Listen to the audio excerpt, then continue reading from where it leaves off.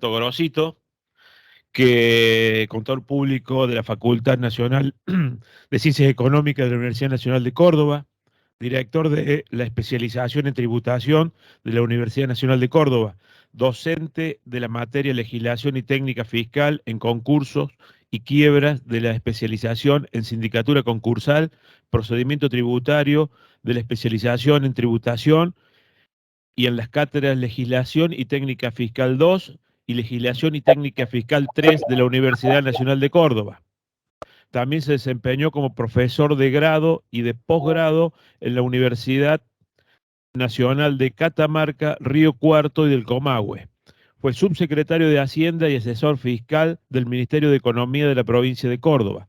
Fue representante de la provincia de Córdoba ante la Comisión Arbitral y Comisión Plenaria del Convenio Multilateral del Impuesto sobre los Ingresos Brutos y ante la Comisión Federal de Impuestos. Se desempeñó como vocal del Tribunal Fiscal de la Nación, fue asesor tributario de la AFIP y subdirector general de la DGI, autor de numerosas publicaciones en revistas especializadas y de trabajos presentados en congresos y seminarios. Socio fundador del Centro de Estudios y Delitos de la Universidad Nacional de Buenos Aires, miembro activo de la IFA, International Fiscal Association, distinción obtenida en reconocimiento por la labor realizada como profesional en el área científico-técnica, otorgado por la Federación de Entidades Profesionales Universitarias de la provincia de Córdoba en diciembre de 1983. El tema que el contador va a tratar para cerrar esta jornada es facturas apócrifas, el análisis de causística y curso de acción. Contador. Muchas gracias por la amable presentación, colega Albarracín. Muchas gracias a todos ustedes por la presencia y por la invitación que me han formulado. Y quisiera dedicar un minuto de homenaje a nuestro recordado colega Noni Peralta, Porcel de Peralta, y lo quiero hacer de esta manera, que tiene que ver con algo que hicimos una pregunta al profesor Escapín.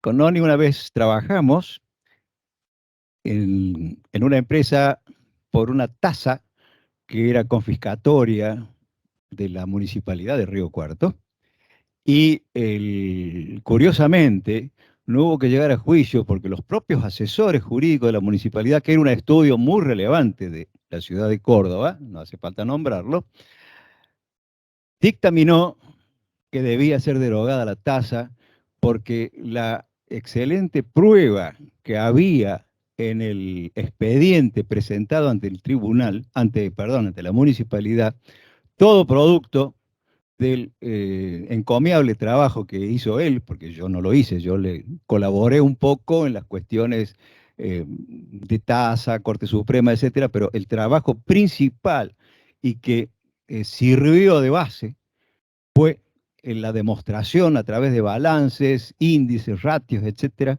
de la confiscación que se producía si la tasa era aplicada. De tal relieve fue ese trabajo que, como les dije, los propios asesores jurídicos de la municipalidad le recomendaron al intendente que la derogara antes de ir a juicio porque lo iba a perder. Y así fue. El intendente mandó una nueva ordenanza al Consejo Deliberante y así fue. Se dejó sin efecto. Quería decir esto porque fue una labor profesional de ese excelente profesional a quien vamos a recordar durante mucho tiempo, Noni Porcel de Peralta. Bueno, dicho esto, vamos al tema. Lo que vamos a ver aquí no tiene nada que ver con las facturas apócrifas. Entonces ustedes dirán, ¿cuál es el tema? Porque las facturas apócrifas, las facturas falsas, las facturas truchas, o como queramos llamarle, ese no es nuestro tema. Eso no nos interesa a nosotros profesionalmente, a alguien que utilizó una factura totalmente fuera de la legislación. Entonces, ¿qué nos interesa ver? Nos interesa ver las cuestiones legales, tanto desde el punto de vista de la ley, eventualmente algún decreto reglamentario, la jurisprudencia de la Corte y las resoluciones administrativas, cuál es toda la normativa que gira alrededor de las facturas supuestamente apócrifas que tilda así el Fisco Nacional. Y empezamos por lo siguiente. Cuando estamos en presencia, según el organismo recaudador, de una factura apócrifa, allí tenemos tres patas, un trípode. ¿Cuál es ese trípode? Primero el usuario, pero no por ponerlo en orden de prelación, por decir 1, 2, 3 nada más, pero no porque sea más importante. Segundo, el emisor. Y tercero, el propio Fisco Nacional. Sin esos tres no hay facturas falsas. Y vamos a ver si logramos demostrar esta afirmación, sobre todo en la tercera pata del trípode, que probablemente eso llame no solo la atención, sino que causa a veces un poquito de resquemor entre los funcionarios fiscales. Lo primero que vemos nosotros, lo que está en la pantalla, que cuando el fisco, cuando la AFIP actúa contra un supuesto usuario, mejor dicho, contra un usuario de supuestas facturas apócrifas, actúa contra él. Pero, ¿y el emisor? Es lo mismo que en una coima. Tan culpable es el que recibe la coima, sea un funcionario o sea alguien de una empresa privada, como el que la da. O sea, ahí hay dos. Hace falta dos para el tango, como suele decirse. Bueno, aquí la denuncia penal prácticamente es inexistente. Y digo prácticamente porque en algunos casos sí se ha hecho con magros resultados. Parecería que la justicia es bastante renuente a actuar de esta manera. ¿Por qué? Y porque si hay una imputación contra el emisor de la factura supuestamente apócrifa, de algún lado, y de uno solo, que es el propio organismo, pudo obtener todas las acreditaciones y autorizaciones que hacen falta para que pueda operar en el mercado. De eso vamos a hablar aquí. De eso vamos a hablar aquí. Esa tercera pata está bastante poco explotada y nos llama poderosamente la atención que así sea por las razones que ahora vamos a exponer. Los funcionarios, y esto es una suerte de llamado de atención a los funcionarios fiscales, que estén interviniendo en estas denuncias contra el usuario y no contra el emisor, a nuestro juicio están incurriendo en el delito de incumplimiento de funcionarios públicos. El deber de cumplimiento de funcionarios públicos, que es el deber de denuncia, del cual ya se habló esta mañana, se mencionaron los artículos del Código Penal y el Código Procesal Penal, así que eso nos alivia un poco la tarea de esta tarde. Bien, y ahora vamos a la Biblia de las facturas apócrifas según la AFIP. Un caso totalmente extraño y totalmente disparatado, donde una oficina fiscal consulta a la Dirección de Asesoría Legal sobre el camino a proseguir frente a un contribuyente al cual le habrían encontrado facturas apócrifas. Curiosamente, la División Fiscalización, que es la menos proclive, digamos, a detenerse en cuestiones legales, sugería hacer la determinación primero al emisor y, agotada la instancia, ir contra el usuario. La división jurídica, que debía ser la más proclive a aconsejar desde el punto de vista legal, dijo lo contrario. Dijo, no, en este caso, dadas estas circunstancias, ir contra el emisor sería tanto como legitimarlo. No. Si yo no voy a ir contra un criminal porque eso lo legitima como criminal, entonces tenemos el mundo dado vuelta, ¿no es cierto? Y curiosamente, el dictamen dijo eso, aprobó esa tesitura, aclarando que en ese caso particular y dadas las especiales condiciones en que se había desenvuelto la fiscalización y los hechos que se habían encontrado, no correspondería ir contra el emisor con una determinación de oficio, sino contra el usuario directamente. Pero ese fue un caso de un dictamen y esto es la Biblia hoy. Esto que está en la pantalla, ustedes lo van a ver en prácticamente todos los casos donde la AFIP actúa contra un usuario de facturas hipotéticamente falsas. que el emisor no tiene capacidad operativa, que no posee bienes, que no tiene empleado, que no se lo encuentra en el domicilio, etcétera, etcétera, etcétera. Todas estas cuestiones han quedado algo así como si fuera la ley, que no lo es. Bien, hemos puesto en la pantalla parte del artículo 16 de la ley 11683, algo que todos nosotros conocemos, pero no está de más recordarlo, cuya primera parte dice que cuando el Fisco Nacional advierta que un determinado responsable o no ha presentado declaraciones juradas, o sí lo ha hecho, pero las encuentra impugnables, debe acudir al procedimiento legal que es la determinación de oficio. Y luego se ocupa de aclarar la ley que las actuaciones de los funcionarios fiscales y demás empleados que trabajan en la fiscalización, esas actuaciones no constituyen determinación de oficio, la que solo compete a los que ejercen la función de juez administrativo y dentro de esa función a las reparticiones competentes, porque el jefe de división fiscalización es juez administrativo, el jefe de división investigación es juez administrativo, el jefe de agencia es juez administrativo, pero solamente la división revisión y recursos tiene competencia para realizar la determinación de oficio. Es decir, no cualquier juez administrativo, sino el juez administrativo jefe de esa división. Y ustedes dirán, ¿qué importancia tiene este recordatorio? Ahora vamos. Este es un tema que da para varias cuestiones, lo que está en la pantalla lo vamos a desarrollar porque la mayoría de ustedes, por las caras jóvenes que veo aquí, ni saben de qué se trata esto. Fíjense, estamos hablando de los años 80 y un poquito más atrás también. Pero como suele ocurrir cuando ahondamos en cuestiones jurídicas, y cuestiones jurídicas es todo lo relativo a lo que se trate que esté escrito en una norma, en una disposición, una ley, la constitución, un decreto, una circular del Banco Central, el reglamento de fútbol, todo lo que está escrito en una norma es jurídico. Esa palabra que a veces usan los letrados con bastante frecuencia y al profesional que no está acostumbrado, como nosotros, a usar esa palabra, le parece una cosa un poquito alejada del conocimiento profesional de ciencia económica. No, no, no. Nosotros hemos estudiado Derecho y bastante Derecho en la facultad. ¿Qué pasó aquí? A ver, perdón. Cuando ahondamos en cuestiones jurídicas es como tirar una piedrita en un lago.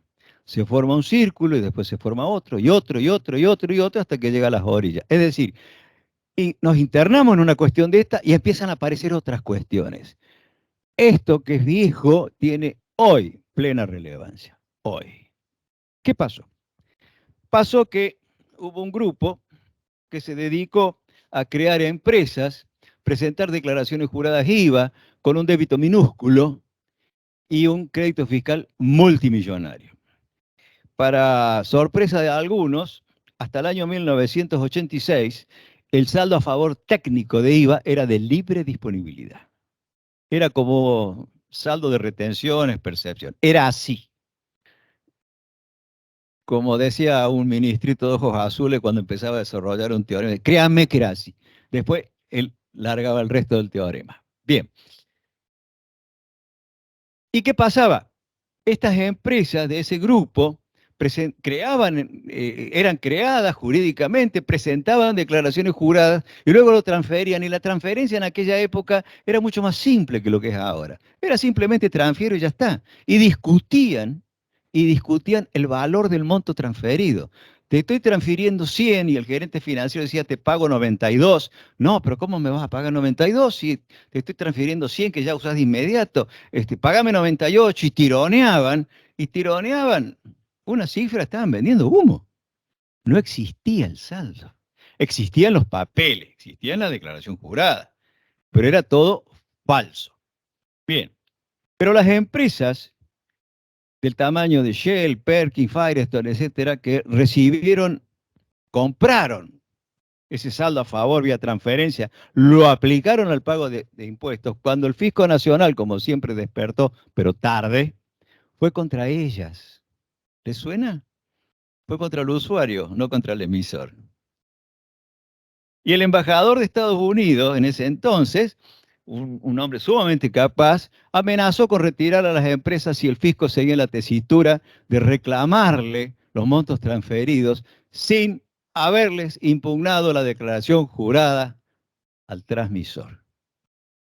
Porque los montos, decía este hombre, evidentemente asesorado, surgen de declaraciones juradas no impugnadas. Entonces el fisco tuvo que ir a hacer la impugnación. Y de ahí se desarrolló toda una cuestión respecto de algo que aparentemente, lo que les voy a decir, no tiene que ver con lo que estamos hablando, pero van a ver que sí tiene que ver, y tiene mucho que ver. ¿El fisco qué hizo? Bueno, fue e impugnó. Y la impugnación era débito fiscal cero, determino el impuesto a valor agregado de esta manera. Débito fiscal cero, crédito fiscal cero, saldo a favor cero. Las declaraciones juradas de IVA en aquel entonces eran anuales. Se pagaba un anticipo. Lo que ustedes conocen hoy como declaración jurada mensual, en aquel entonces era un anticipo. Es decir, usted no operó nunca, ni vendió, ni compró, por lo tanto, cero, cero da cero. Y el grupo se quedó quieto, pero de ninguna manera. Apelaron, dijeron, no, nosotros estamos en regla, tenemos todos los papelitos en fila, etcétera, etcétera. Y el tribunal fiscal se encontró con que se le abre la competencia a partir de cierto monto. Por un monto debajo de la cifra que fija la ley, no puede intervenir. Y cero está debajo de cualquier monto. Entonces, algunas salas del tribunal se declararon incompetentes y otras no. Hasta que el tribunal, para evitar el problema de que si caigo en la sala tal gano y si caigo en la sala cual pierdo, llama a plenario. El plenario, ILD, que está ahí. Y por mayoría decidió que era incompetente. ILD apeló a la Cámara y la Cámara revocó el plenario, pero el problema procesal es que mientras el tribunal no revoque su propio plenario, el plenario sigue vigente. Entonces seguían declarándose incompetentes en obediencia al plenario KIL. Y la Cámara se subió a la moto. Entonces se reunieron en plenario los jueces de la Cámara y dijeron, ustedes son incompetentes. Y no solamente se subió a la moto, sino que se bajó y se subió a otra nueva y volvió a decirlo. Perdónenme la manera de hablar, pero yo lo que quiero es tratar de ser claro. Porque a usted le va a llamar la atención que los plenarios de la Cámara son dos, con un mes de diferencia. Construcciones San Luis y Cidertec. ¿Y cuál era la cuestión? Dijo la Cámara algo muy simple que surge de la lectura de la ley. Fíjense qué sencillo. La Cámara leyó la ley. ¿Y qué dice la ley? Que el impuesto al valor agregado surge así. Al monto que surge de la factura o documento equivalente se le aplica la alícuota y el resultado se llama débito fiscal. El impuesto así determinado es débito fiscal. Contra el impuesto así determinado, se aplicará el impuesto que resulte de la factura de compra vinculado, bla, bla, bla, ustedes conocen cómo. Y la Cámara dijo, pero el sistema es que el débito es impuesto y contra ese impuesto se computa otro impuesto. Impuesto contra impuesto, y la diferencia será el saldo. Quiere decir que el débito es impuesto y el crédito es impuesto. Ahora, ¿qué ha hecho el fisco? 000. Pero ha impugnado sumas multimillonarias de crédito. Como ha impugnado impuesto crédito, el tribunal es competente. Finalmente el tribunal, años después, entró en razón y mediante el plenario FIMACO revocó KILT. ¿Y esto qué nos deja de tela para cortar a nosotros profesionalmente, por lo menos en mi opinión? Primero, el emisor de la factura apócrifa debe ser objeto de determinación de oficio, haya o no presentado declaración jurada. Esto surge de lo que ocurrió, lo que yo relaté con las empresas que se amenazaron con irse del país, etcétera, pero de fallos de la Corte también, el fallo Bildown, que lo vamos a citar más adelante. Una pequeña aclaración. Los Power que tenemos aquí están a disposición de ustedes. Esto por si yo por ahí vi a alguien que sacaba fotos, van a tener el Power a disposición, o sea que si eso les ahorra la tarea de tomar nota, en buena hora. Bueno, hecha la aclaración, primero nos está diciendo eso. hay que iniciar el proceso legal contra el emisor de la factura apócrifa. En este caso eran empresas apócrifas. Segundo, cuidado con lo que dijo la Cámara. Y ya lo hemos visto en una causa penal, donde sucedió que la impugnación del crédito era, números redondos, 100, y el monto reclamado eran 60. Pero los 60 superaban el monto de la condición objetiva de punibilidad. Entonces lo que vimos es que el juez, confundido, dijo, ¿cómo? Acá hay una impugnación de 100, pero reclamo de 60. ¿Qué es esto? Perito de la Corte, venga y dictamine. Y el perito de la Corte sacó a relucir estos dos fallos. Esto no hace mucho, hace unos años atrás, pero no mucho. Para nuestra sorpresa, creíamos que el tema estaba un poquito así enterrado. No, dijo, señor juez, usted me está pidiendo que diga el monto de la evasión. Eso no puedo hacerlo porque yo soy un perito, el juez es usted. Pero sí le voy a decir que el monto impugnado son 100. Por efecto de la mecánica del IVA y otros saldos a favor, el reclamo final es 60. Pero el monto impugnado es 100, Construcciones San Luis y Dertec. Y cuidado con eso. Finalmente la causa terminó porque en el camino se elevaron los montos de la condición objetiva de punibilidad y ya los 60 desaparecieron y nos hubiera encantado saber cómo hubiera terminado la cuestión. Al imputado no quería saber nada, pero a nosotros nos hubiera gustado decir, a ver cómo terminaba esto, ¿no es cierto? ¿Y por qué hacemos esta aclaración? ¿Y por qué decimos que esto está plenamente vigente? Porque hemos visto en muchos casos, en distintas regiones, donde el contribuyente no sufre la impugnación de ganancias ni salidas no documentadas, porque la operación existió. Por ejemplo, una acopio de cereales que vendió 10 toneladas y compró 10, pero de las 10 el fisco dice que 2 son facturas apócrifas. Bueno, pero no pudo haber vendido 10 y comprado 8. Entonces, la operación existió. Entonces, el fisco no reclama ganancias, no reclama salida no documentada, pero impugna el IVA. ¿Y qué dice el empresario? Bueno, pero tengo saldo a favor. Aún así, sacando estas facturas, el crédito de esta factura, tengo saldo a favor. Entonces, terminemos con la cuestión. Yo quiero que se vayan, ojo, que por ahí la impugnación, aun quedando el saldo a favor, supera la condición objetiva de punibilidad. San Luis, Sidertec. Y podría venir la denuncia penal. Y a nuestro juicio con sustento. Esto es una advertencia porque hemos visto más de un caso así, donde el empresario dice, no me impugnan ganancia, no me impugna salida documentada, tengo saldo a favor, terminemos. Bueno, pero fíjese que el saldo a favor que hoy le disminuye le repercute mañana. Sí, pero mañana es mañana. Ustedes saben cómo son los empresarios. Y después viene esta advertencia. ¿Y usted conoce casos? No, no conocemos. No quiere decir que no existan. Bueno, entonces dejémoslo. Cuidado con esto. Como les dije, piedrita en el lago, aparece una cuestión, el usuario, perdón, no solo el usuario, sino el emisor debe ser objeto de determinación de oficio. Segunda cuestión, cuidado con la impugnación del crédito, porque es impuesto plenarios, 2 plenarios de Cámara Federal, reflotados, perito de la Corte, en una causa penal. Bien, y en estos 2 fallos, que vamos a ir un poco rápido para abreviar y no llevarle demasiado tiempo, en el fallo que está en la pantalla, Idoipe Larraga y el siguiente, Buenos Aires, no, me pasé de una, Buenos Aires, etcétera. ¿Cuál es el sustrato que dicen estos 2 entidades, tanto el Tribunal Fiscal de la Nación en el primer caso y la Cámara Federal? La única manera de verificar la situación del contribuyente es con una declaración jurada. Mientras el fisco no la haya impugnado mediante una determinación de oficio, esa es,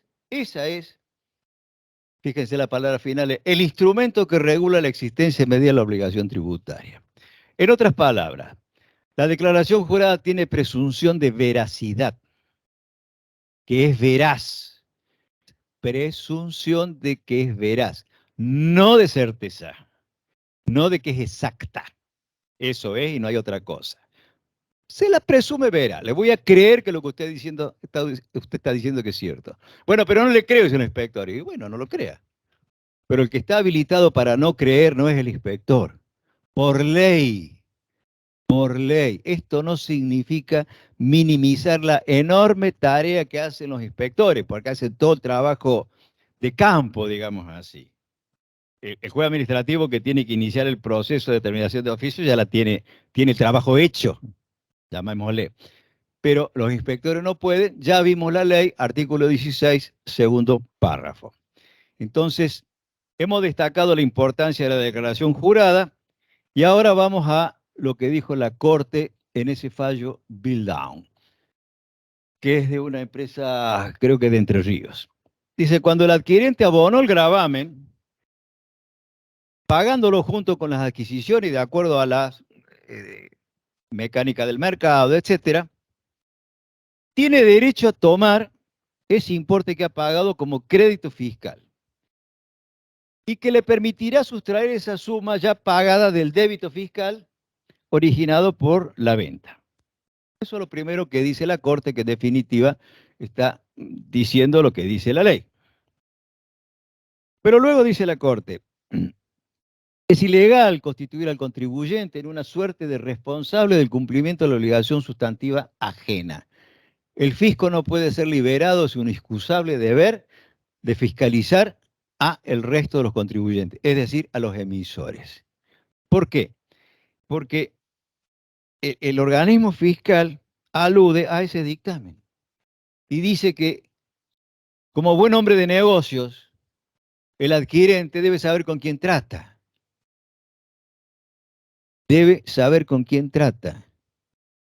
Pero ¿cómo hace para saber con quién trata si ustedes conocen lo que yo voy a decir ahora? Ustedes lo conocen mejor que yo, así que, por favor, si digo una cosa fuera de lugar, corríjanme.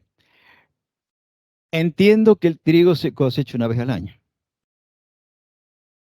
Bueno, veo cabecitas que dicen que sí. Entiendo que además la harina no se fabrica, sino que viene adentro de la semillita del trigo. Se rompe y se saca la harina. No hay una fábrica de harina.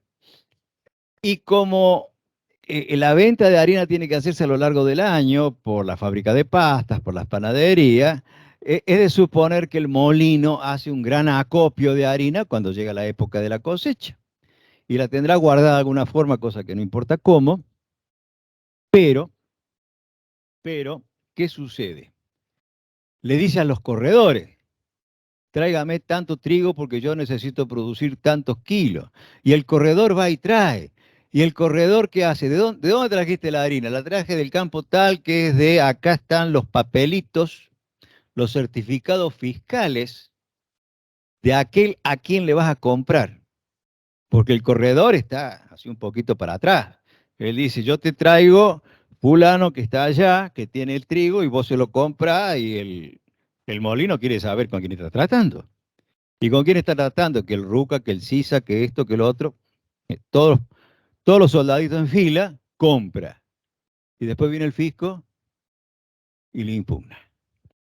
Bien, entonces, si el contribuyente, el usuario, ha tomado las precauciones debidas, lo que está diciendo la Corte, que está sintetizado, es simplemente el que tiene el deber inexcusable de verificar es el Fisco Nacional, sin intentar trasladarle la carga que por ley tiene al contribuyente para que él se ocupe de controlar quién es el que está del otro lado, para lo cual bastarían los certificados fiscales. Y dice, fue más allá la Corte, dice, si se constata que no se ha presentado la declaración jurada, la falta de presentación, como el pago del tributo, por parte de los proveedores, tiene que ejercer todas las facultades que le da la ley. Y ahí menciona los artículos legales para dilucidar la auténtica situación tributaria del proveedor y perseguir el cobro del tributo como lo obliga la Constitución, sin que sea admisible involucrar a un tercero. ¿Quién es el tercero? El que compró. Por el principio de reserva de ley de la materia tributaria. ¿Qué es el principio de reserva de ley? El principio de legalidad. ¿Qué dice la ley? Usted tiene que tomar tales requisitos. ¿Qué le dice la ley al fisco? Usted tiene que controlar. Entonces, invertimos los papeles y le decimos al usuario, usted controle y haga mi tarea. Eso es lo que está diciendo la Corte en este fallo. Eso es lo que está diciendo la Corte. Sigamos. El dictamen ese que vimos, donde el inspector le hace un informe a fiscalización, y fiscalización se lo pasa a revisión y recursos, y revisión y recursos le hace la determinación de oficio al usuario,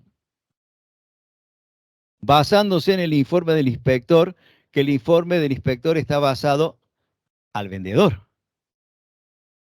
¿Me estoy explicando? O sea, el inspector verificó al vendedor, pero al vendedor no le hicieron la determinación de oficio.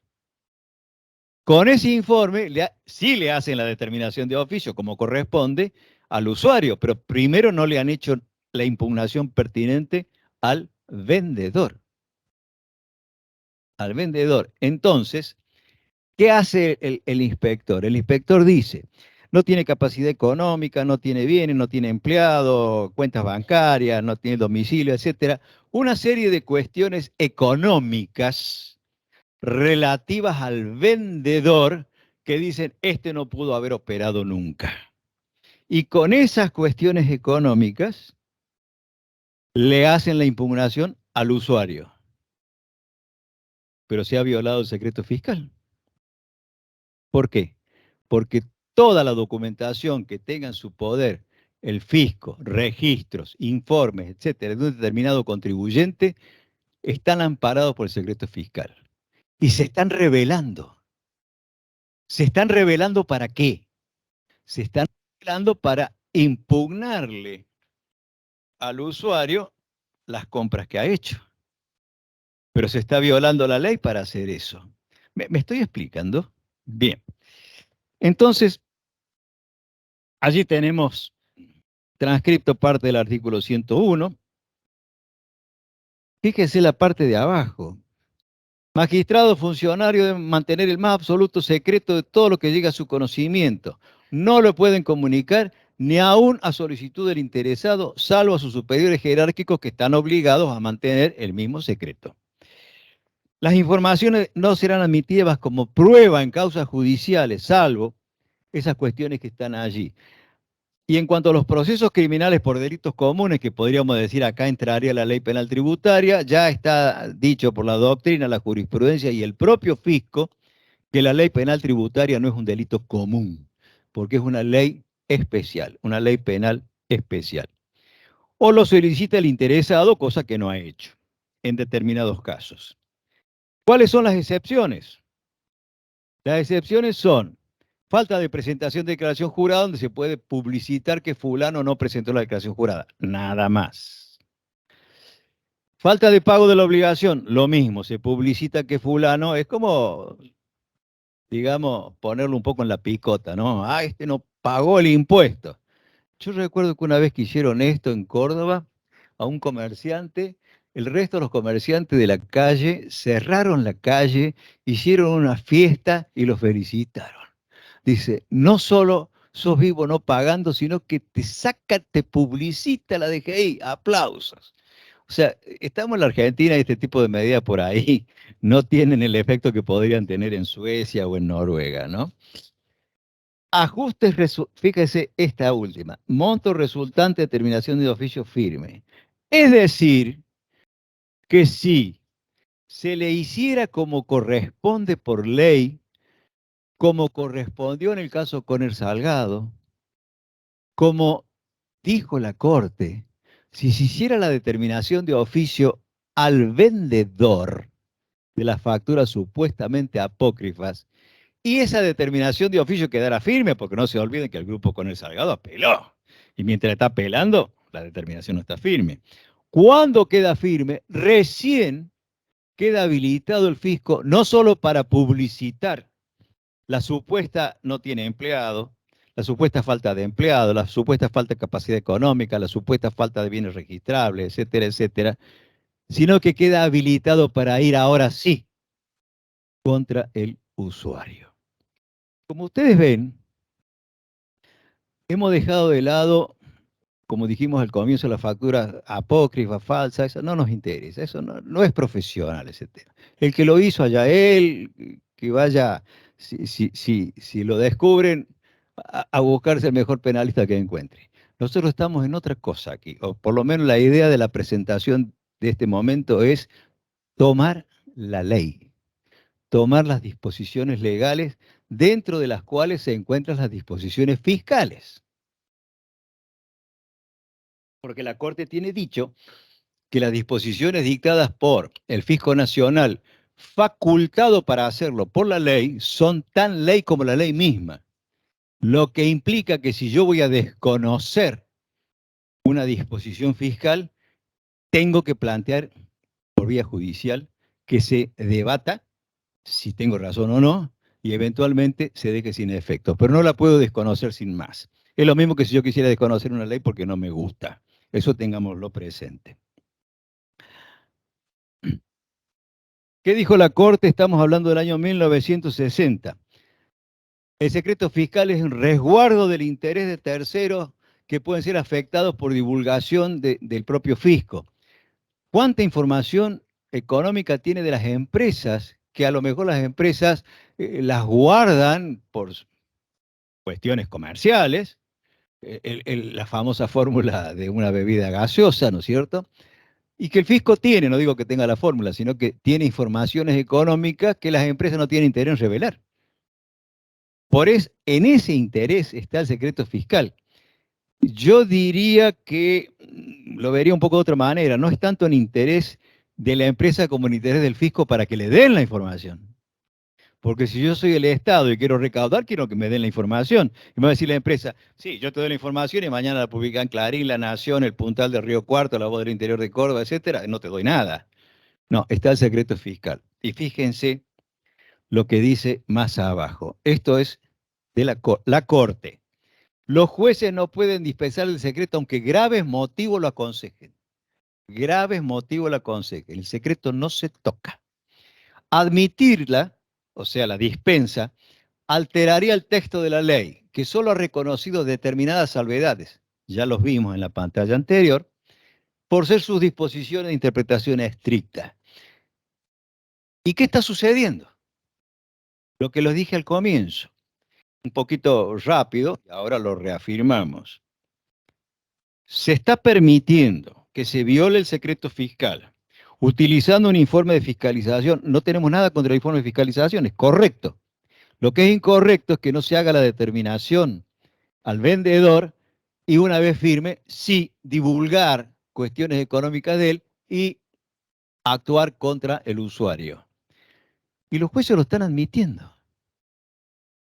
Lamentablemente es así. Esto tenemos que decirlo. Porque aquí podemos plantear toda la legislación, etcétera, pero lamentablemente la jurisprudencia mayoritaria que estamos viendo, no de la Corte, no de la Corte, es esa. Que los jueces pasan por alto cuando el contribuyente le alega, pero resulta que a mí me están reclamando por algo que viene de un informe de inspección y el informe de inspección no tiene ningún valor según la ley, artículo 16. Y esto es lo mismo que la obtención de una prueba por medio ilícito. Si la prueba está obtenida por un medio ilícito, contamina el resto del proceso. El proceso debería caerse por nulidad por el uso de una prueba obtenida de un modo ilícito. Y sin embargo, y claro, es la AFIP y son funcionarios fiscales y los jueces por ahí o son un poco proclives a creerle a la AFIP o por ahí el tema de derecho tributario, dado que la competencia de los juzgados federales y Cámara Federal es muy amplia, no es tan afinada como puede ser el Tribunal Fiscal de la Nación, y bueno, está ocurriendo lo que estamos diciendo. Vamos al artículo 34 y agregado a continuación del 33. Estos artículos sucintamente dichos, estamos hablando de la ley, señalan que si el usuario de una factura que la computó como gasto, como crédito fiscal, no interesa. La ha pagado por los medios exigidos, o no es y, o la factura estaba debidamente autorizada, en casos queda dispensado de acreditar la veracidad de la operación. Esto último que dice la ley, no lo dice la ley, lo dijo el expositor. La ley lo dice de otra manera. Si la factura no está autorizada y no está pagada por los medios bancarios autorizados, entonces sí, el usuario va a tener que demostrar la veracidad de la operación. Entonces, a contrario sensu, como dicen en la justicia, sentido contrario, si yo no cumplí ninguno de esos dos requisitos y tengo que demostrar la veracidad de la operación, con un requisito no tengo que demostrarla. Y la veracidad de la operación, que es el primer requisito que hay que tener en cuenta en estos casos, no decir que fumigué el campo con la empresa fulana que no tiene un triste avión, ni piloto, ni alquilado, ni nada que se le parezca. Aunque tenga toda la factura en regla, la veracidad de la operación es lo primero, ¿no? Bueno, entonces la ley me está diciendo que hay dos casos, pero ¿por qué está diciendo esto la ley? En que no tendré que demostrar la veracidad de la operación. Porque si está por un medio bancario, el fisco puede seguir el rastro.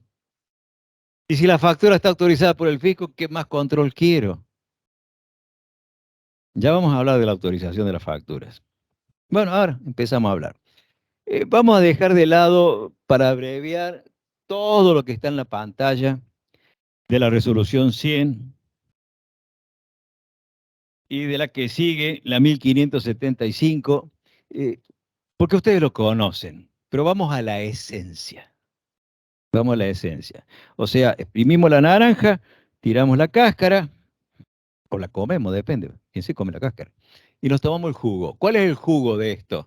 En lugar de explorar punto por punto, que el fisco no autoriza la emisión de facturas tipo, te llamo por teléfono, autorizame la... Tengo una hija de 22 años que es docente y me dice, papá, me sentí una vieja total. ¿Por qué? Porque hablando con los alumnos, diciendo, llamé por teléfono, dice, oiga, profe, ¿por qué hace así? Y por teléfono. Es así, profe. Claro, ella todavía está con la seña del auricular y los chicos están con la seña del celular. Bueno, yo no llamo por teléfono al fisco y le digo, autorizame la factura. No, tengo que presentar una serie de requisitos, haber presentado las últimas 12 declaraciones juradas de impuesto a valor agregado, las declaraciones juradas de ganancia, las declaraciones juradas de seguridad social, acreditar la posesión de cierto patrimonio, etcétera, etcétera, etcétera. Ustedes saben eso.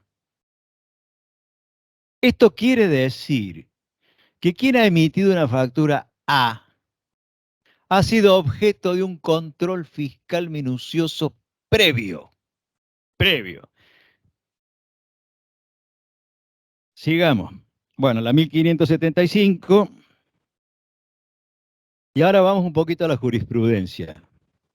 Si se ha solicitado documentación necesaria para realizar la operación, corroborado con los elementos arrimados por el fisco, no se le puede asignar responsabilidad al adquirente por las facturas impugnadas cuando fue el organismo el que autorizó la emisión de las facturas y al ser consultada la base de datos, porque el adquirente consultó, oiga, ¿estas facturas realmente están autorizadas? Sí, están autorizadas. Miren la cantidad de fallos. O sea, no todo es negro en el tema, ¿no es cierto?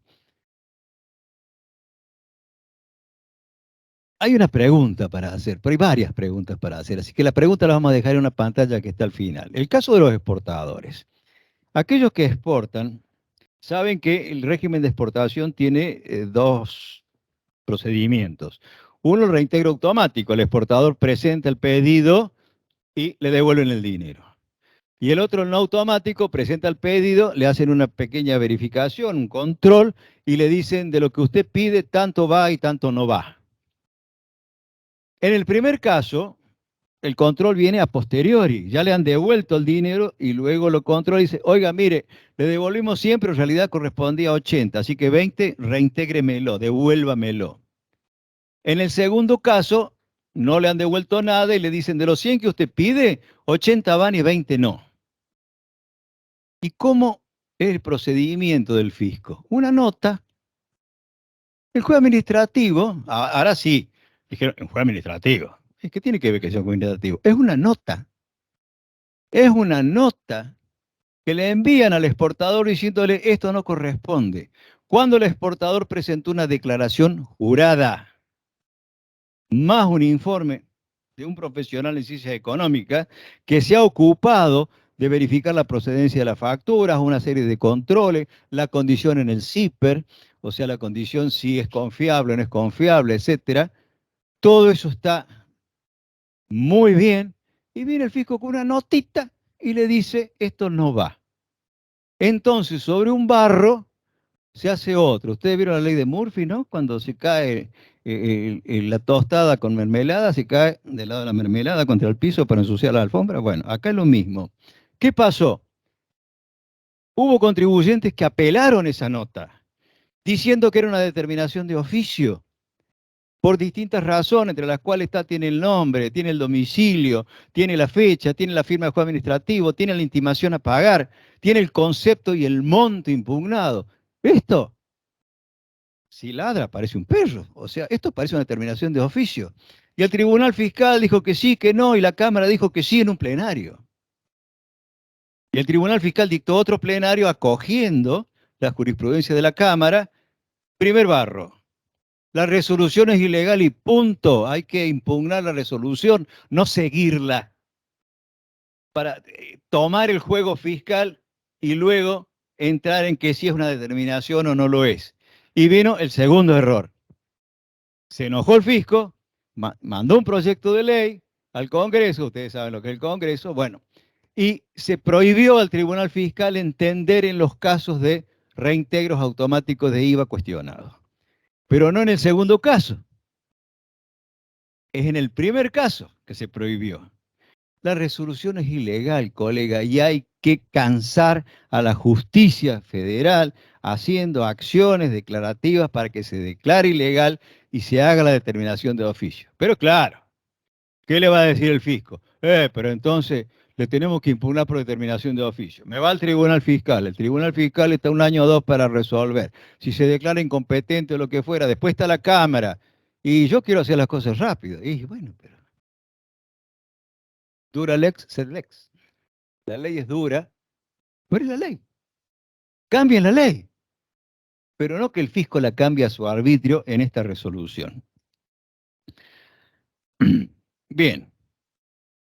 En este fallo, cereales y servicios, fíjense, más que nada la partecita, si la alcanzan a distinguir en la pantalla del segundo párrafo que está en cursiva. Este fallo es de la Corte. ¿Y la Corte qué está diciendo ahí? Que es suficiente la consulta a las bases informáticas fiscales que tenía para comprobar que las facturas estaban autorizadas en cuanto a su impresión y que a la fecha ninguno estaba incluido en la base APOC.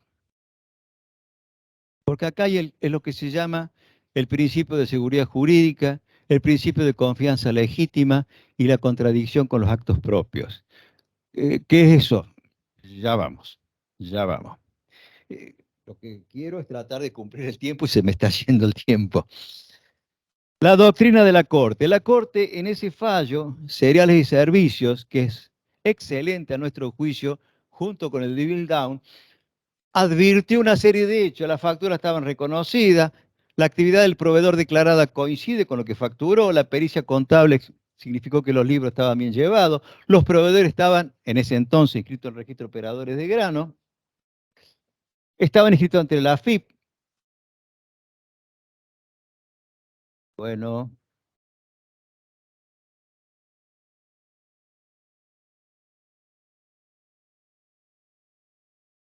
presentaban declaraciones juradas, que las declaraciones juradas tienen inconsistencia a juicio de la AFIP. Y bueno, pero eso no es cuestión del proveedor, del adquirente. me parece que la Corte debió decir, además, si presenta inconsistencia, determina la de oficio. Los cheques fueron percibidos por los cotitulares de las cuentas bancarias, las facturas tenían la autorización de impresión, etcétera, y se constató la materialidad de las operaciones. Con todo esto descartó la tacha de apócrifas que hacía el Fisco Nacional. A ver, seamos conscientes, las facturas pueden ser apócrifas.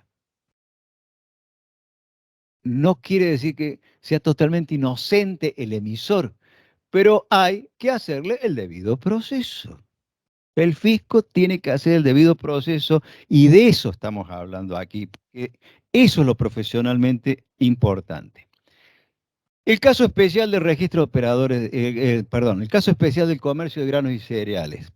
A lo que venimos hablando, le agregamos el tema de la base APOC o de contribuyentes no confiables, el CISA, Sistema de Información Agrícola, el RUCA, Registro Único de Operadores de la Cadena Agroalimentaria, las cartas de porte, el ticket balanza, son una serie de elementos documentales y registros unidos a las autorizaciones de emitir facturas que el contribuyente consulta, el profesional consulta. Porque la tarea la hacemos nosotros, no la hace el contribuyente. El contribuyente está en otra cosa, como dijo el profesor Escapín. Él está en otra cosa. Nosotros somos los encargados de hacer todo eso. Y lo hacemos. Y lo hacemos y lo verificamos.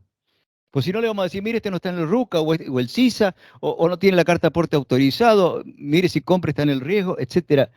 Todos esos controles, ¿de dónde vienen? ¿Del veraz? ¿De una entidad privada? No, vienen del organismo. El organismo le proveyó al vendedor todas estas autorizaciones, registraciones, etcétera. Entonces, ¿qué es la seguridad jurídica? La certeza que tiene el individuo que una determinada situación jurídica será modificada únicamente por las vías que el ordenamiento autorice. Es decir, si hay una ley, se va a modificar por otra ley.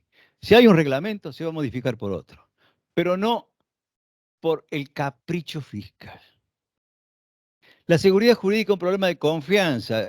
El otro día dijimos en una reunión aquí en Río Cuarto, en la carrera de especialización, eh, dijimos, cuando yo llego a un semáforo y que está en verde, cruzo, porque confío en qué, que del otro lado está en rojo, y que el que viene del otro lado sabe que en rojo tiene que parar, y que además de que está en rojo, y que el que viene sabe que en rojo tiene que parar, para.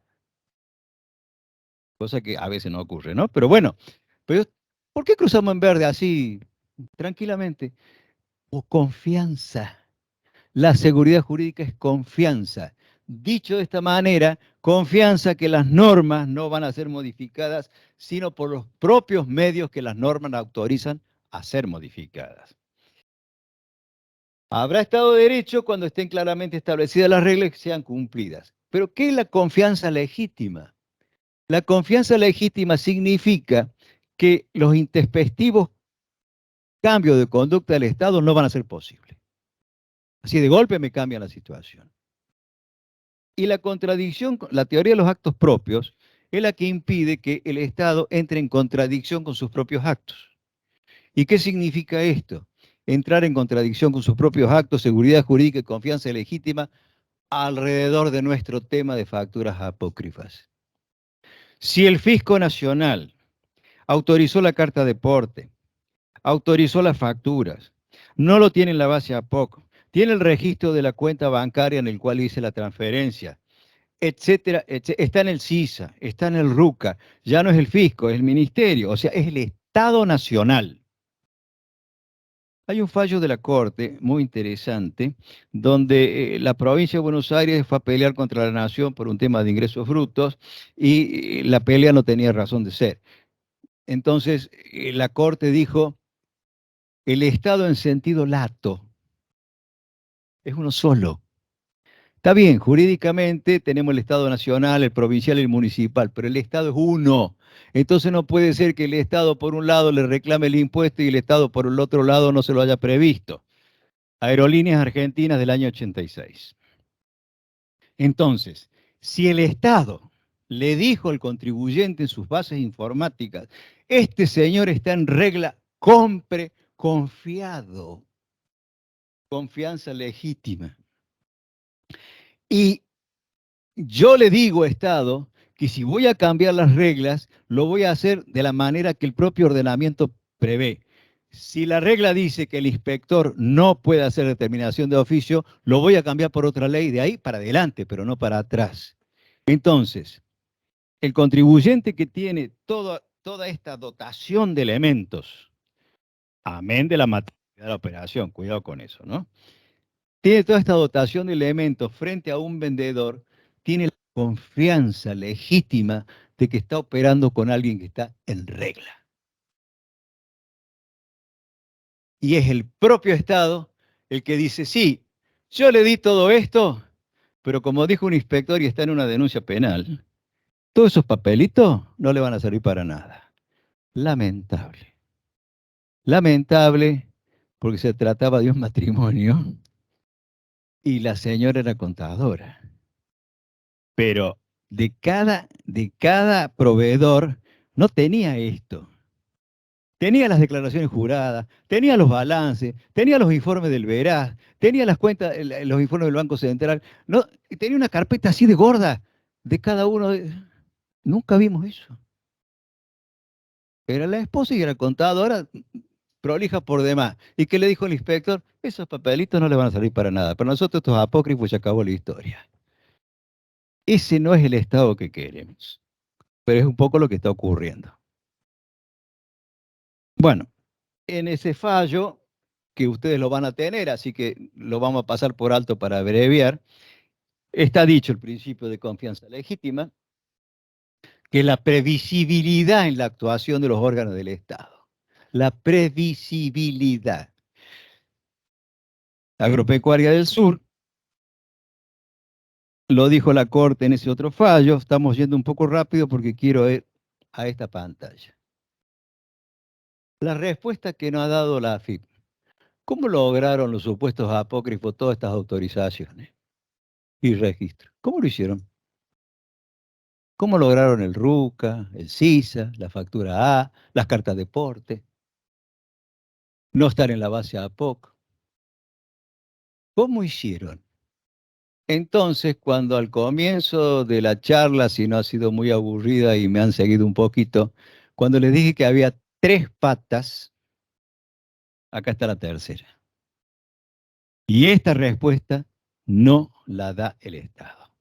Y esta respuesta se viene preguntando en todas las denuncias penales al usuario de la factura supuestamente apócrifa, sin que los jueces le den demasiada trascendencia o directamente descarten como prueba no pertinente la informativa al fisco que dice, pero si yo tengo todo esto y no lo hice yo, me lo dio el propio organismo, que ahora viene y me lo cuestiona. ¿Cómo hicieron para obtenerlo? Alguien no dice las cosas como son. O el inspector no ha hecho su trabajo al decir que ese señor no tiene ninguna capacidad económica, o alguien hizo otro trabajo. Bueno,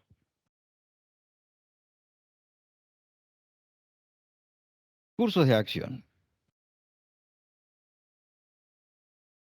¿Qué es lo que sugerimos? Porque estamos entre profesionales y lo que vamos a hacer es sugerir frente a todo esto que espero lo hayamos podido presentar dentro del escaso tiempo lo más claro y ordenado posible. El contribuyente que está sorprendido de su buena fe por la acción contradictoria fiscal está en condiciones de efectuar la denuncia penal a los funcionarios intervinientes. Esta mañana se mencionaron 2 fallos, uno de ellos muy viejo, Carchiofi, y tiene la característica que fue dictado durante el gobierno militar. donde el presidente era un todopoderoso señor que firmaba la ley sin ningún congreso, y el secretario de Hacienda era tan poderoso como él, y sin embargo el juez dijo, no, esta ley es inconstitucional, y le formó sumario criminal al funcionario que acababa de dictar una disposición en contra de una ley inconstitucional. Él la acaba de encontrar inconstitucional, el juez, por el artículo 248 del Código Penal. Si el fisco no ha hecho lo propio con los apócrifos, o sea, el cliente del profesional se ve sorprendido porque le dicen, este es apócrifo. Y encima, frente a los montos, estoy a las puertas de una denuncia penal. Bueno, usted está en condición de hacer la denuncia penal a ese, decir, ¿y usted ha hecho la denuncia al apócrifo? Porque mientras no la haga, el otro es inocente y no es emisor de ninguna factura apócrifa. No, pero usted es el usuario. Sí, pero ¿y el otro? Es el que me la proveyó. La denuncia al adquirente, fundada en determinación de oficio, basada en el informe de inspección, no al vendedor, al adquirente, sin que a los vendedores se le haya hecho la correlativa de denuncia ni determinación de oficio, debe plantearse como prueba ilegítimamente obtenida, que contamina el proceso y en subsidio, o sea, además, presentar toda la documentación que respalda mi accionar provista por el propio fisco, RUCA, autorización A, etcétera, etcétera, etcétera. O sea, dos cosas. Primero, la denuncia que le hacen al usuario, basada en un informe de inspección, sin que se le haya hecho la denuncia al adquirente, al vendedor, habilita la denuncia al funcionario, a los intervinientes, el inspector, el de la determinación de oficio, de la división jurídica, etcétera, porque debieron hacerla, porque hay dos patas. No hablemos de la tercera prueba. Hay dos patas. Uno que usó una factura teóricamente falsa y el que la emitió. A contra este vamos, contra el otro no. ¿Por qué contra el otro no? Porque se verían obligados a explicar de dónde le sacó las autorizaciones, y ese es el problema. Y bueno, seamos realistas. Es así. Y lo tenemos dicho en todos lados y escrito, para que no quede como que esto lo decimos aquí, ¿no es cierto? Y además creo que está siendo grabado. Y luego, la obtención de la prueba ilegítima por la falta de denuncia y falta de determinación de oficio al vendedor, basado en todo lo que ya hemos visto, el fallo Bill Down, los antecedentes con el Salgado, el artículo 16 de la 11683, etc. Bueno, hasta aquí llega el tema nuestro. Y terminamos y quedamos abiertos a preguntas. Hemos traído un par de cuestioncitas más para mencionarlas si tienen ganas, pero no tiene nada que ver con la factura apócrifa. Tiene que ver con ciertas propuestas de reformas tributarias. ¿Quieren escuchar? Bueno, después vamos a las preguntas. La eliminación de la exención a los inmuebles rurales en el exterior. Esto está planteado por uno de los candidatos, no interesa cuál, no venimos a hacer política aquí. Me encantaría, pero no venimos. ¿Qué podemos decir al respecto? Decir, no, el que tiene inmueble en el exterior que pague. Como diciendo, tráigalo al país. Sí, claro. Bueno, esto violaría el principio de igualdad, porque se estaría haciendo una distinción en función de la ubicación geográfica. Y la Corte tiene varias sentencias, hemos puesto un par, Hidroeléctrica Chocón y Colegio de Escribanos, donde en el caso de Hidroeléctrica Chocón ni siquiera era el contribuyente, era agente de percepción, pero tenía que facturarle más caro la electricidad a ciertos contribuyentes que estaban fuera de cierto domicilio, porque estaban fuera del domicilio. Hidroeléctrica Chocón dijo, por eso me agravia mi derecho a trabajar, porque yo al encarecer la electricidad, le van a ir a comprar la que sí está en la jurisdicción, que esa era la idea. Y si no le compra Hidroeléctrica Chocón, compre la cooperativa, porque aquí le va a percibir un impuesto diferencial. Tomá, tomá, dijo la Corte. No, eso no va. Eso viola el principio de igualdad. No porque esté en otra localización geográfica, el vendedor de electricidad, que esté en otra provincia distinta, puede soportar el usuario de esa fuente de energía un impuesto adicional porque lo compró afuera. Afuera era en otra provincia. Y en el caso del Colegio Escribano fue lo mismo. La provincia de Buenos Aires, para lograr que las escrituras se hicieran en Buenos Aires y no en la capital federal, porque parecía que era más barato, dijo, bueno, encareció las escrituras cuando venían de la capital federal. Por supuesto, los escribanos dijeron, esto no puede ser, fueron a la corte, violación del principio de igualdad. Se entorpece la libre elección del profesional por parte del usuario por una simple cuestión de localización geográfica. Entonces, simplemente lo que queremos decir acá es, puede ser pasible esa reforma si llega a ver la luz de violación del principio de igualdad por discriminar en función de la ubicación geográfica. Y la otra, y terminamos aquí, la actualización del valor anual de la hacienda cría. Ustedes saben mucho de esto y nosotros sabemos poco. Pero por lo que yo recuerdo cuando me enseñaron el fiscal 1 allá, era que la hacienda cría, creo que es bien de uso, ¿no? Perdón, las vacas, los toros son bienes de uso. O si son de pedigrí o puros por cruza. Bueno, en definitiva, se hace la hacienda más vendida, 60%, bueno, cosas que ustedes conocen, y se determina un valor fijo para todos. Y ese valor se mantiene a lo largo de los años. Claro, en el momento de la venta aparece toda la diferencia, ¿no es cierto? Pero bueno, está así la ley. Y a alguien le pareció injusto. Y hay una propuesta de decir, no, el valor anual que va tomando esa hacienda, que pague impuesto a las ganancias. Bueno, pero hay un famoso tratadista, lamentablemente desaparecido, que nos ilustró acerca de cuándo la renta está adquirida jurídicamente. A ver, cualquiera de nosotros puede tener un auto, puede tener una propiedad y decir lo compré en tanto y hoy vale tanto, tengo más dinero. Es una cuestión económica.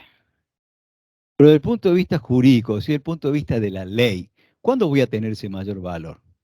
¿Todos los años o el día que lo realice? El día que lo realice. Dicho en pocas palabras, la adquisición de la renta se materializa al producirse el hecho imponible, es decir, la venta. La mera revaluación no significa enriquecimiento o renta, lo que sucederá cuando esté materializada disponible. Carece de sentido imponer la supuesta ganancia hasta tanto el bien sea realizado, con cierto valor no sujeto a eventos y el importe esté disponible. O sea, realizado, que el valor no esté sujeto a eventos y que esté disponible. Caso contrario, habrá una apropiación de bienes por parte del Estado. Bueno, esto es un par de críticas que queríamos compartir con ustedes. Hay más propuestas, pero bueno, se nos va a hacer muy largo. Además del tema de facturas apócrifas como una especie de adenda. Y bueno, ya están muy cansados a esta hora, han pasado mucho tiempo escuchando durante el día y quedo abierto a preguntas, tanto de los asistentes presenciales como de los que están por Zoom.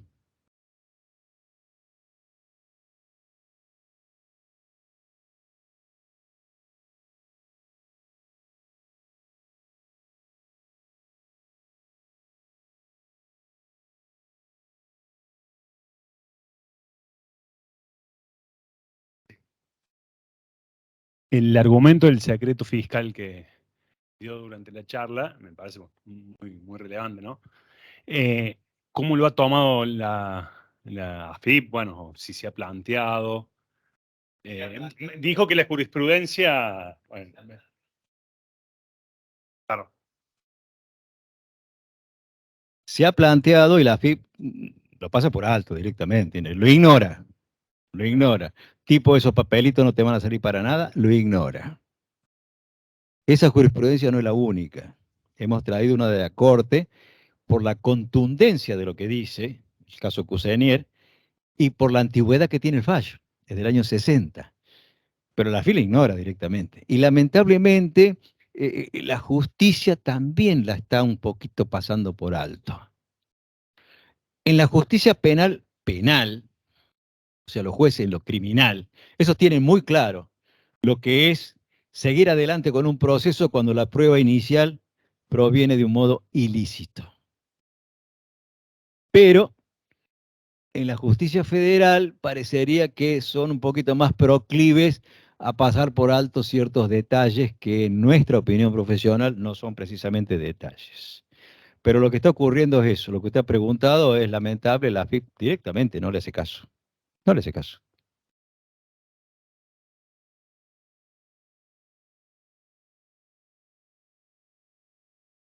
Bueno, si no hay ninguna otra pregunta, con el agradecimiento al contador Gorosito, le entrego el certificado por su participación. Este aplauso. Mariela, si querés, las últimas palabras para terminar con esta jornada son tuyas, organizador del evento.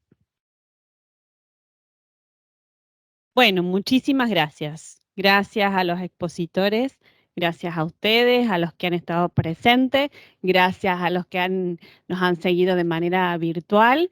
Bueno, hemos retomado estas jornadas que hace un tiempo nos estaban realizando en nuestra facultad, con realmente, sí, han sido un éxito. Creo que ha salido más allá de algunas cuestiones técnicas y algunos detalles que, bueno, tendremos que revisar y precisar, pero bueno, hemos cumplido con el objetivo que tiene la Dirección de Graduado de contribuir a la formación permanente, ¿sí?, de nuestros profesionales y acercar también a los estudiantes a lo que tiene que ver, ¿no?, con la profesión, ¿sí?, la capacitación y bueno, todo lo que hace justamente a ello. No estoy sola en esto, quiero pedir también un agradecimiento y pedir por favor que vengan para que los conozcan, lo vieron, porque esto fue un equipo, ¿sí?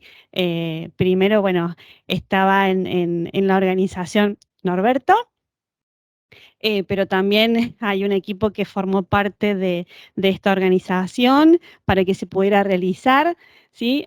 Por favor, Luis, vení acá, Luis, el secretario de Extensión, que estuvimos trabajando mucho, Pablo Veraegue, ¿sí? Allá Soledad Valentini también, Soledad, vení, Soledad. Soledad Díaz Odier, que también ha colaborado en el comité, Guillermo Albarracín, que siempre colabora, y desde lo que es el Consejo Profesional, sí, ahí con Lorena, que también estuvimos, así que por favor, sí, el aplauso también es para ellos que han estado en el comité. ¿Sí? Bien. Vení, para la foto, ahí en la foto. Vení, Guillermo, así salimos. Sí. Técnica y de...